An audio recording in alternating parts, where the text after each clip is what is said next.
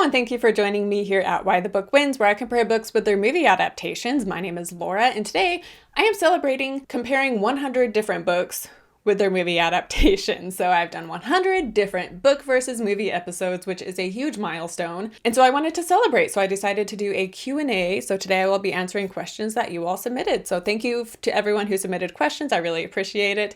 I was kind of nervous because I was like, what if I ask people to submit questions and then like no one has a question for me and I'll just feel like a loser. But anyway, that didn't happen. People ask questions, so that was cool to know that people care and are curious, right? But anyway, yeah, so my first episode ever was The Stepford Wives back in 2020, and my 100th episode was The Joy Luck Club, which I released last week. So yes, very exciting. 98 episodes in between those two, and it has been a lot of fun and a really cool journey. But before I answer the questions you guys submitted, I wanted to ask you some questions. So I have 3 questions, and you guys can answer in the comments down below. That way I can get to know you better as well. So the first question is not related to books or movies, but it's like a third hobby of mine, is pets. I love animals, and so my question is, what is your dream pet that you would love to get, but you logically know that you just can't for whatever reason, and maybe you never will, but you just love the idea of it? For me, that would be a pony.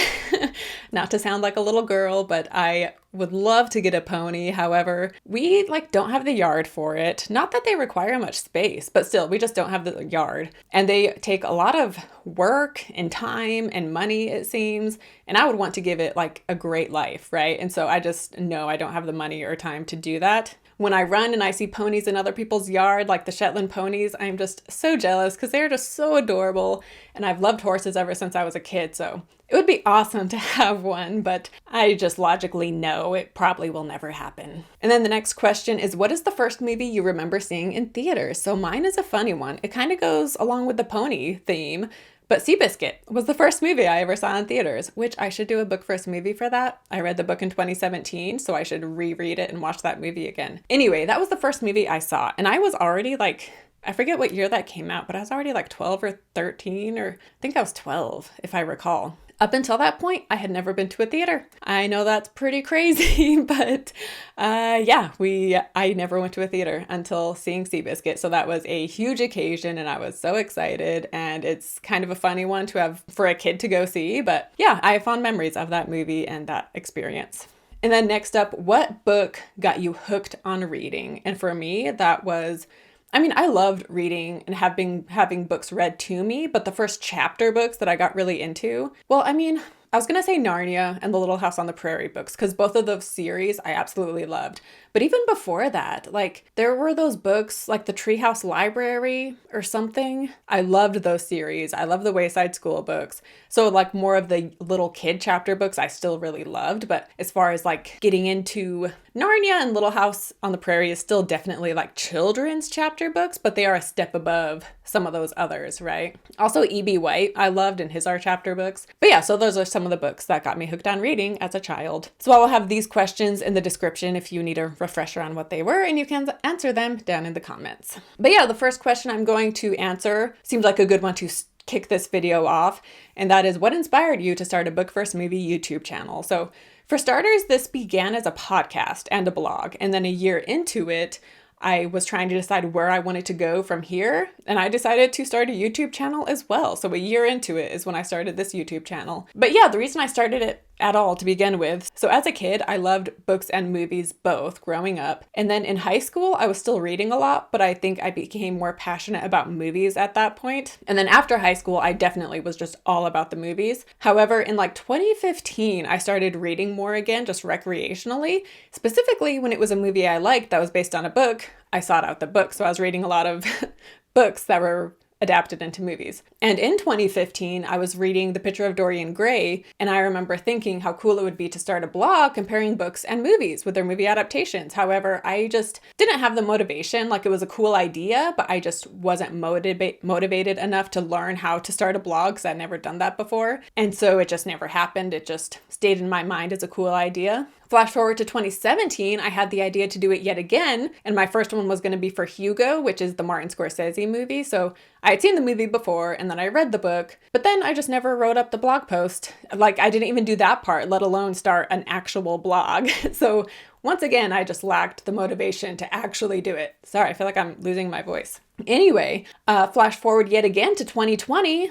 What happened in 2020? COVID, with all of our downtime. So I was still reading a lot of books that became adapted into movies. And I was reading The Stepford Wives. And then I watched the movie afterwards and I was like, you know what? I'm going to do it. I'm going to write a book versus movie for The Stepford Wives. And I did. And I was going to do it just as a blog, but then my husband happened to have a microphone that he'd been using for something else. And so I saw it sitting around and I was like, ooh, I should do this as a podcast and a blog. And yeah, the rest is history. And then the next question is, what got you hooked on reading?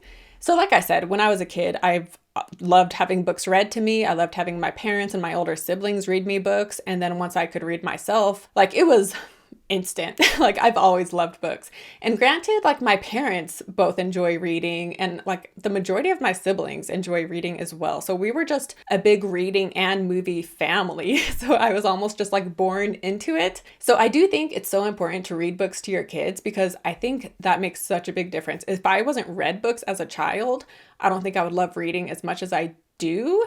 Or maybe it would have taken me longer to love reading. But honestly, I don't remember a time when I didn't love reading. Like I said, in high school and in my early adulthood, I was more into movies, but I still had a passion for books and a love for books as well. And then the next question is, you have such a great grasp on the books, especially. Thank you. So do you take copious notes while reading? And then to follow this, there's also another person who asked a question, how do you take notes when listening to an audiobook while running? So when I'm running and listening to an audiobook that I'm doing a book versus movie episode for, first of all, I have the audiobook as well as the physical book as well because I want to make sure I am thorough. So I never rely just on the audiobook. But while I'm running, if I hear something that I'm like, ooh, I need to go back and highlight that in the book, or I need to just like remember this aspect of the plot, I will pause the audiobook, pause my run, I take my phone out, and then I email myself, whatever quote from the book I want to look up later or whatever aspect of the plot I want to look up. So it's definitely not the most convenient. And I listened to Grapes of Wrath. I went back and forth between listening and reading that one. And that one in particular, I remember stopping during my run so much because I was like, ooh, I need to remember this part. So it's not ideal on one hand, but it does help me get through longer books quicker. And then as far as like, do I take copious notes? So 99.9% of the time, if I'm physically reading the book, it's on my Kindle.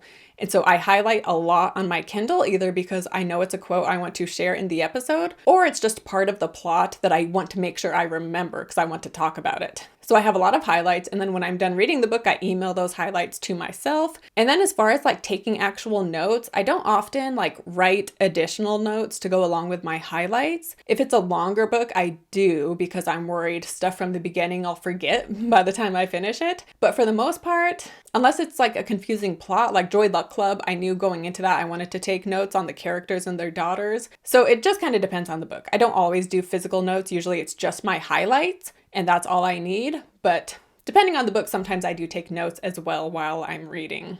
To go along with the audiobook running question, they also ask, do you write a script for your videos? I'd love to know your process from start to finish of a video. So yes, I do write a script in a sense because this is a blog as well. So what I do is I have my book notes and my Kindle highlights. And then when I watch the movie, I have a Word document. And as I'm watching the movie, I take all these notes about the movie as I'm watching it. After I'm done with the movie, I look up IMDb and find out all this trivia and copy and paste. And then, so I have my Kindle notes and my movie notes and my book notes and IMDb and Wikipedia notes in this Word document. And then from there, I turn it into an outline. And then from there, I fill in the outline and write up my blog post. And then I don't like read that off a teleprompter or anything, but I do have it in front of me when I'm filming a book versus movie. So then throughout the video, I'm like looking down and checking my notes to figure out, what I'm wanting to talk about and what I talk about next. And I don't often read straight from that. Usually I just use it kind of as an outline to help keep me guided. But if I feel like there was something I worded really well, then I will just quote it directly from how I wrote it. But I actually would like to get a teleprompter. I think that would help my videos be more efficient, like for me when filming and editing. But for now, I don't use a teleprompter, but I do sort of script the videos. And then I film the videos and hopefully I get it right the first time. There's times where like, I feel like I need a rehearsal because I go through it once and I just don't like it. And so then I go through and film it a second time and that one turns out better. And then with editing book versus movie videos, because I use screenshots throughout as well, it takes a long time to edit. And so for every 10 minutes, that's like 30 to 45 minutes worth of editing for every 10 minutes of a video. So that gives you an idea of how much time I spend editing. So it takes a lot of time, but it is a labor of love. I do love reading and watching movies and talking about movies, and I love the editing and I love the filming. So I do just love the whole process of Why the Book Wins. And so it's a lot of work, but I enjoy it. And I make money off the ads on YouTube, which is one of the reasons I started it as a YouTube channel as well, because I wasn't making money off my blog or the podcast. So thanks to YouTube ads, that money I make helps sustain the channel and like buy equipment and all the subscriptions I need for a podcast and everything. So thank you for putting up with the ads. It does just all go back into keeping Why the Book Wins running. But yeah, since I don't rely on it like for my income, it still is just a hobby and it's fun, right? Because once you start relying on something for money, I feel like it changes it a bit. But right now, yeah, it's still for fun. And the next part of this question is, do you have a job besides YouTube? And yes, my husband and I are self-employed and we work from home. We do have other websites that we use to actually make us money, and that is where our income comes from. But I'm not as busy as you might think because of the fact we work from home and we are our own bosses and we don't have clients. And so it is very freeing and our schedule is very flexible. Yeah, it's a pretty nice setup, which I almost feel guilty that I do have such a good setup as far as that goes. But yeah, I'm very grateful to have the time I do to spend so much time doing these videos and reading books and watching movies. And then the next question is, would you ever do videos on movies or shows that are not adaptations of a book? So I've thought of starting a different channel just for movies that have nothing to do with books. And maybe I would call it Why the Movie Wins or something so that it is still connected, but it actually wouldn't be book related at all. I would want to. I don't think I would do it here on Why the Book Wins because, this is considered more booktube. So I think in order for movie videos to do better in the YouTube algorithm, I would just have to get a new channel that is dedicated to movies. So yes, I would like to, but I would probably start a new channel for that. And so I don't know when that would end up happening, but yes, I would like to. As far as like movie related content goes here, I have 2 videos where I did movie marathons, one for Nicolas Cage, the other for Marilyn Monroe, and both of them had a book connection. Yeah, I want to do more of those because I did love both of those where I watched 10 movies with one actor. It was just so much fun, and then I document my thoughts on it. So I would like to do those more as well, but again, even those, I was thinking maybe I should do those on a different channel and not a book channel. And then the next question is, would you ever do a video on your favorite male or female protagonist? And what is your favorite romance book or movie? So doing a video on my favorite protagonist would be a great idea. But just off the top of my head, some of my favorites, Paul Sheldon from Misery, Dolores Claiborne from Dolores Claiborne, Danny Torrance, not to make this all Stephen King related, but also Beloved. I love the characters in Beloved too. They were incredible. And like Denver is one that really stands out. And then there is a character in Bullet Train, which 2 characters, and I almost can't say who they are because it would almost give it away. But in the book Bullet Train, there are these 2 characters where I was just like, I just love them and was cheering for them and it was amazing. And then as far as romance, I don't read many like purely romance books. Like it'll be an aspect of the book, but that's not the focus. Having said that, Anne and Gilbert from Anne of Green Gables are a couple that come to mind in a romance that I'm just like, oh, yes. And then honestly, Laurie and now I can't remember the younger sister's name that gets with Laurie in Little Women. Amy and Laurie. I actually really like their relationship, which might be controversial because some people wanted Laurie to get with Joe, but yeah, I really loved Amy and Laurie's relationship. Tish and Fonnie and If Beale Street Could Talk, even though Beale Street, yeah, that's not a romance. There's like so much going on in that book. And the romance, it is a focus, but at the same time, the book, I wouldn't call it a romance, but I loved their relationship. And then as far as movies, I know there's movies that have just like given me butterflies. Pride and Prejudice with Colin Firth is one that definitely comes to mind, even though I've never read that book. But I remember watching that movie as a teenager and just like feeling giddy because it was just so wonderful. So that's the first movie that comes to mind. And then another question is, what was your favorite book or movie combo that was basically a tie because both were so good? So there are a few, which by the way, in my season 1 and season 2 wrap-ups, I talk about this, about like ones where it was a tie, ones where the movie won, and just break all of that down, my least favorite. So if you want to hear me talk more about that, you can check out my season 1 and 2 wrap-ups. But Shutter Island, I remember one where I loved the book, but then the movie is just so good too. So that one was definitely a close call. Power of the Dog. I think I'd still say I like the book with Power of the Dog, but the movie was also incredible. Nightmare Alley, the Guillermo del Toro adaptation, was fantastic. Again, I think I said the movie won in the episode, or sorry, the book won. But looking back, like both of them are just so good. Goodfellas, that's another one. I think I might like the movie better, but both were just fantastic. Annihilation, the book and movie are so different, but both so amazing. And The Prestige, that's another one where I go back and forth as far as which one I like better because both were just so good. And then another question, this is the only book collection related question, but if you could have 3 signed first editions, what would they be? So this is such a great question. I would definitely want ones that are valuable. But also ones that I like, right? So first of all, I would want a Stephen King signed. Specifically, I think I would go with The Shining first edition because unsigned, a Shining first edition copy goes for like $800, $1,000. So if I had a first edition that was signed, that would be so valuable. Plus, I love that book and I love Stephen King, so that would be so exciting. It would also be cool to get a first edition copy of Misery that was signed, but that one would be less valuable, like financially. Like The Shining first edition is the one that would be worth the most money, so that would be really awesome. I would also love to get a signed edition of any of the Harry Potter books or the Chronicles of Narnia. Chronicles of Narnia would probably be more valuable since C.S. Lewis is dead, and Lion, the Witch, and the Wardrobe is the most famous, so a first edition copy of that was signed, I would be so proud to own that. I would also be proud to own a signed edition of Harry Potter too, though. Even if it was the cast that signed it, that would be so cool. But even J.K. Rowling, which there's drama with her these days, but still there's no denying that the books are amazing, and a signed edition would be really cool to have. And then another one, my third pick, I was on a bit of a John Steinbeck kick, and it would be cool to have like a signed edition of either Grapes of Wrath or East of Eden. East of Eden I like better, but Grapes of Wrath is the more famous one, but either one of those, that would be really cool. A signed edition of If Beale Street Could Talk by James Baldwin would also be awesome. So yeah, I know I said more than 3, but those are some that would be really cool to own. And then next up, what is your favorite classic novel or short story collection? So classic novels, the first ones that come to mind are Frankenstein and Jane Eyre. Dorian Gray, Picture of Dorian Gray, all 3 of those I absolutely love, and I would highly recommend. And even though they were written in the 1800s, I think all 3 of those are just still very accessible and very applicable to today, and just fantastic stories and fantastic character development in all 3 of those. And then what is your favorite film that you think is better than the book?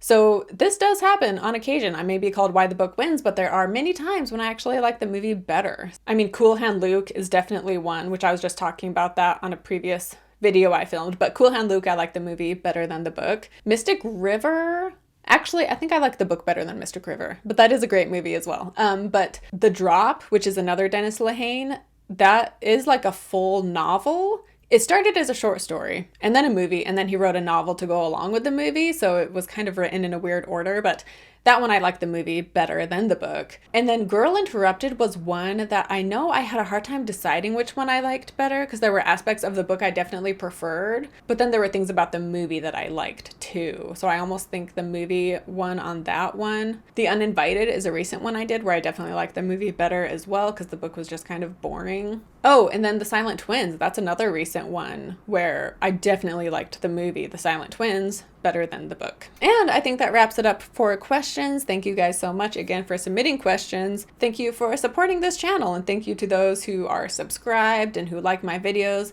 and the people who comment regularly. So Angela, Randall, Waterbear Reads, Ink to Film, Alyssa, and Obi-Wan on Instagram comments a lot. And so There's also someone called Burp that will comment on some of my collection videos. But anyway, so thank you to everybody who comments regularly and who shares my channel, shares my podcast, gives my podcast a rating and review. Yeah, I just really appreciate all the support, and it does feel really good. I try not to rely on my YouTube channel or my podcast to get validation on like my worth kind of a thing, you know, because I don't want it to have that power over me and feel like if a video does bad, then it like ruins my day. Like I don't want to be so connected in that sense, but I do appreciate it when it's going well and people are subscribing and people are liking videos and people are commenting and liking what I have to say and finding it interesting. It just makes me feel good about what I do, and I just really appreciate the support. But yeah, so thank you so much, and I will see you next time. Bye.